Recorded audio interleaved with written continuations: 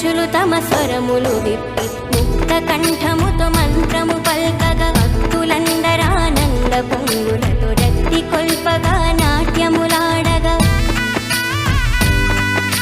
సప్త ఋషులు తమ స్వరములు విప్పి ముక్త కంఠముతో మంత్రము పల్కగా భక్తులందరానంద పొంగులతో